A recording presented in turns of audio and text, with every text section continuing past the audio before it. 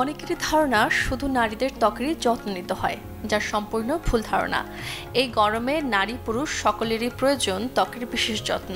এক্ষেত্রে নারীদের তুলনায় পুরুষদের ত্বকের গুরুত্ব বেশি হয়, তাই নারীদের থেকে আলাদা হয় পুরুষদের ত্বকের যত্ন।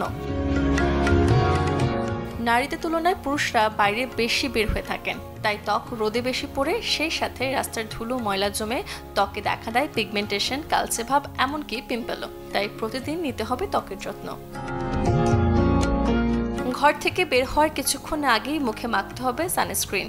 এটি প্রোটেকশন দিবে সূর্যের অতিবেগুনি রশ্মি থেকে। সানস্ক্রিন কেনার ক্ষেত্রে অবশ্যই ত্বকের ধরন বুঝেই বেছে নিতে হবে তা। নিয়ম করে ফেস ওয়াশ দিয়ে মুখ পরিষ্কার করতে হবে। এরপর ব্যবহার করতে হবে ময়শ্চারাইজার। এটি ত্বক রাখবে হাইড্রেট। ত্বক মসৃণ এবং মলিন রাখতে শেভ করার আগে অবশ্যই ব্যবহার করুন লোশন বা জেল। শেভ করার ক্ষেত্রে পরিষ্কার এবং ধারালো ব্লেড কিংবা রেজার ব্যবহার করুন। আর শেভ করার পর ব্যবহার করতে হবে ভালো মানের ময়শ্চারাইজার। শেভ করার কারণে পুরুষের ত্বকে দেখা দেয় খসখসে ভাব। ত্বকের কোমলতা ফিরে পেতে প্রতিদিন ব্যবহার করতে হবে তা।